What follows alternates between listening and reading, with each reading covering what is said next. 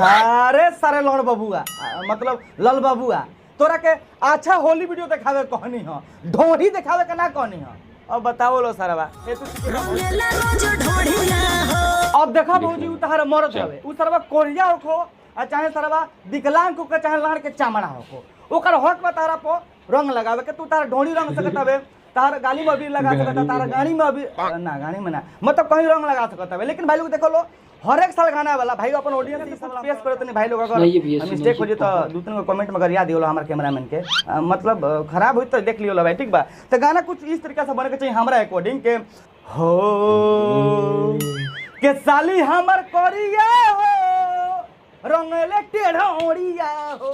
Hello दोस्तों, मेरा एक नए रोस्ट वीडियो में स्वागत है। कैसे हैं दोस्तों? आशा करता हूँ कि बहुत अच्छे होंगे और स्वस्थ होंगे। दोस्तों हम भी ठीक ठाक हैं। दोस्तों आज हम जिस वीडियो पे रिएक्शन देने जा रहा हूँ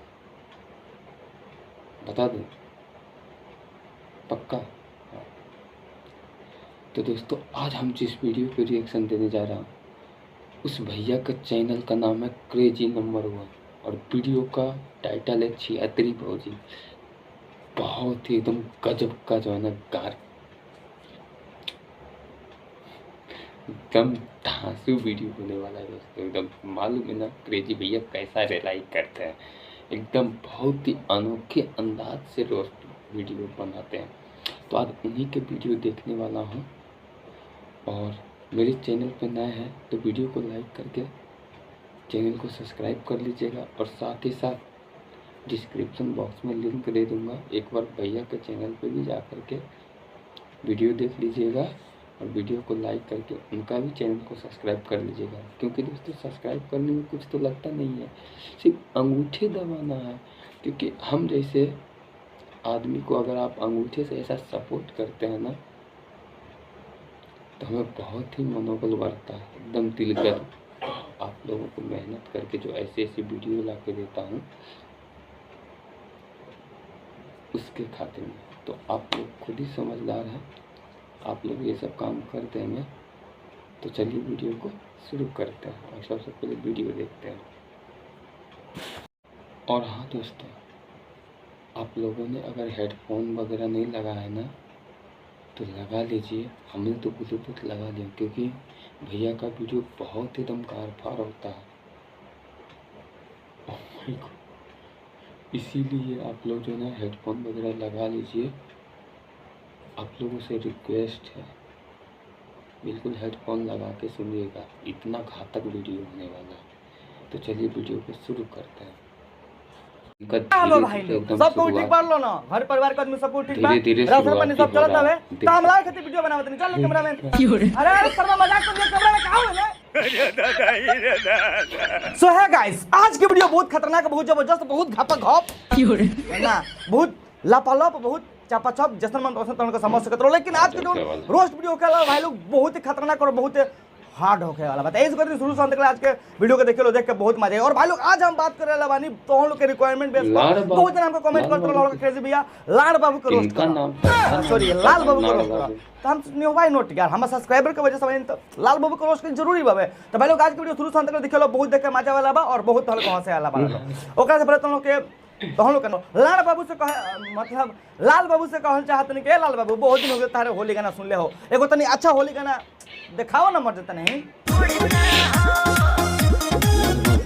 अरे सारे लड़ बबुआ मतलब लल बबुआ तोरा के अच्छा होली वीडियो दिखावे कहनी हो ढोढ़ी दिखावे के ना कहनी हो। अब बताओ लो सरवा हेतु चुके बा भौजी के ढोढ़ी दिखा बतावे सरवा का 5 मिनट हेतु छोड़ देबो चाहे अगला होली ले छोड़ देबो त हम जानतन के अपन करिका लाड़वा निकाल के लटका देंगे, लपर लपर करे लागे। एकनी को कोनो भरोसा नहीं के भाई लोग। कैमरामैन हमारा ढोढ़ी में कोनो इंटरेस्ट नहीं के। चल नेक्स्ट क्लिप लगा।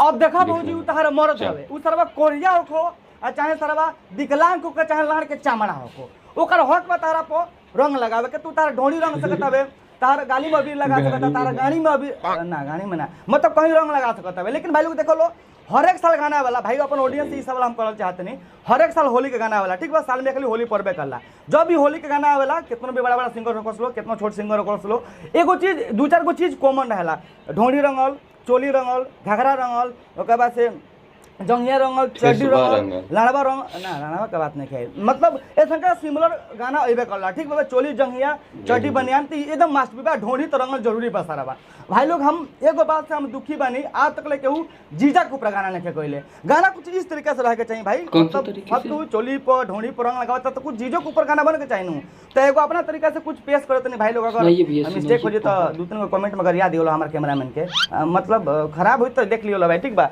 तो गाना कुछ इस तरीके से बन के चाहिए हमारा अकॉर्डिंग के हो के साली हमर करिया हो रंगले टेढ़ोड़िया हो दूसरा के हेउन गावलो भाई लोग तुम सुन के मजा आई सार लोग खाली चड्डी बनियान जंगिया चोली या ढोड़िए पे कोई बोलो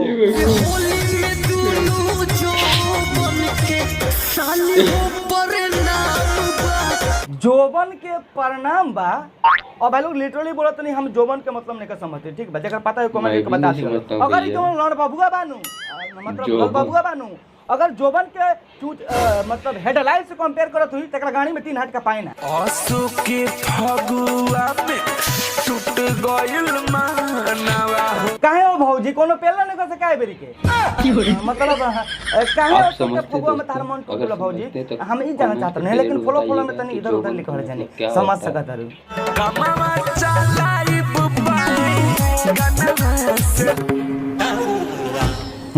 कैमरामैन हाँ वही से सर वही मार्केटों में गो रहनी जाता लामका बैगन में खूब बेचात रहे ना हाँ और भाई लोग तो हम लोग मन बोलो चाहे ना सरबा हम कहत हमार पते ना रहल के भाई लोग बैगन के काहे इतना डिमांड बढ़ गइल बा और भी जे हम रिकॉग्नाइज करनी है आइडेंटिफाई करनी है कि सरबा होली आ गइल बा भैया, भौजी कुल के बैगन कहना तो क्या होली में बहुत चाहते हैं? इंपॉर्टेंट रहेला अब बतावल भौजी एबरी के बैगन से काम चलावल चाहत रही जबकि हमारा आगवा सरबा जिनका 7 इंच के भैया नहीं करिया रहेगा, तो अब समझ बैगन से सकत काम लटकल बा चलाएगा ओकर ही। पूछे वाला केहू नहीं के लेकिन भौजी कुल के बैगन से मरवावा जरूरी बा बहन लहंगा से मलाई चुआता अरे सारा भाई कौन थंबनेल बनैले बारे सरवा मिल जेते तेल के गौनिया पर धुआं निकाल देते ना सरवा लहंगा से मलाई कैसे चू सकता रे चू सकता भाई लोग होली है सरवा मलाई ना लहंगा से सरवा खास्ता बुनिया भुजिया ठेकुआ भी हित भाई चुआ सकता रसन ई कली बोहिन के भाई लोग सरवा लिटरली कहते नहीं पागल कर देले बड़ा सन अब तनी लोग हमरा के कमेंट करके बतियो लोग लहंगा से मलाई कैसे चू सकता ओ रे माय हां सरवा महीना ई तो खून चू और ये बात भाई लोग बहुत इंपॉर्टेंट बा हम ई वीडियो बना के करनी है लेकिन तहनो से कहत नहीं ठीक बा हमारे वीडियो एगो गलती से डिलीट हो गया जौन वीडियो के सबको देखे ना सक रहा तो वो वीडियो के में हम अटैच कर दे तो प्लीज प्लीज प्लीज यार वीडियो के मतलब फुल वीडियो को वॉच कर दियो इसमें हम request to all of you please watch जरूर जरूर जरूर करिए लोग फुल पालाजी चाची हो लागे पालाजी चाची पाला लागे अरे भौजी पाला कौन चीज चीज में पाला लागता है हो निचिला में अरे सारे कैमरा में झटिया में बांध के पटक दम सरूत नहीं लाट चट के उजर हो जीबो तहरा किसी मारवला हंगा में तालाजी चाची सरवा हमार ई ने के बुझात के लहंगा में ताला कौन चीज से मराई रे टेढ़का लाड़ से अरे भोसड़ी वाला कहर वो अरे हम ना बोलब रे मारा भैया टुकुर अरे टुकुर का लाट बाबा। तकत रह सार कहनी के वीडियो के बीच में तू मत बोल काहे बोल रहे रे सरवा हैं ना सरवा भाई लोग ई वीडियो के बीच में बोल रहे इतना मार के सरवा का हम करिया करे रहते ठीक कोनी ना खराब कोनी कमेंट करके जरूर बती हालो तू का लाट तकत रह सार दूसरा वीडियो लगाबो देखिए। लहंगा में मार देम ताला जीजा जी 2.0 और भाई लोग के सारे भी तो खाली लहंगा में ताला मारे के बाद कहत रहन लेकिन ई भैया जी तो उनको से एक कदम आगे बढ़न ई लहंगा में ताला मारतन 2.0 मतलब ये खाली और एकरा लहंगा में भौजी के ताला मारा चुकल बाबे लेकिन अनफॉर्चुनेटली उ ताला कोनो तोड़ देले होई अब कौन से तोड़ ले तो हम लोग के पता बता हम लोग के बताओ के ना पड़ी तो ये राकेश भैया जी फिर से गाना लेके आइल बड़न कि लहंगा में ताला मार देम 2.0 अब भाई लोग देखो लो ई गाना से हमरा कोनो प्रॉब्लम नहीं के ठीक नु तो भाई उनको लोग के सिंगर वाला जैसन मन उसका गावस लो हम सब रोस्टर जंग मन होत हम पेला मिल के लोग के और भाई लोग के जो हम एगो बात सोच सोच के पूरा कंफ्यूज बनी कि राकेश भैया तो गाना गोले बन के मारी लहंगा में ताला 2.0 कोनो सरवा कॉल के जाके सका गाना मत गा देव के मारम गोलिया में भाला ना इस तरह का बड़ा गुल मतलब काल के जाके कोनो सका गाना मत गा देव के मारम अड़िया और ओडुओ में ताला राजा जी एकनी के ऊपर कोनो भरोसा नहीं के भाई लोग की गा दियो सन डलवा लो निहुर के हाँ खेसारी भैया बिल्कुल सही गाना गइले बा ताला लगे काहे से कि जब भी केहू के केहू निहुरा के डाल लानू तो गप से ढुक जाला रंग भाई केहू खराब ना पाई ठीक बाबे। और एगो बात भाई लोग तो हम कहल चाहते नहीं जौन के बतावल बहुत बहुत बहुत जरूरी बाबे ठीक बाबे। तो भाई लोग देखो होली है, होली में केहू के केहू रंग डाल सकत हवे, केहू केहू के बुरा ना मानेला काहे से होली हमनी के बहुत बड़ा त्योहार है। लेकिन भाई लोग खाली रंग डली हलो खेसारी भैया ऐसन निहुराई के मत डाल दियो लोग भौजी के पिछवाड़ा बाबाए लागो। होली में चुमा ना प्लीज जीजा त कहवा मिली, रहरी में ना मतलब दीपावली में मिली, होली में जीजा के साली चुमा दिली सन और रंग लगवावली सन दोनों हेडला ना मतलब शरीर में रंग लगवावली सन। गजब रे छिनरी अरे सरवी तो मतलब ये कौन टाइप के गाना हम कर दे हैं। और भाई लोग देखो एजुक प्रमोद भैया के एंट्री हो गई तो सिंपल से बात बाबा के ढोली चटा मतलब ढोली स्टार के काहे न एंट्री होई तो तनी इनको देख लेवल जा। होली में ढोली रंगे आ जा बस भैया जी बस यह चीज के तो कमी रहला। चोली जंगी आदमी रंग का परेशान हो गल बाबे अब ढोही रंगी।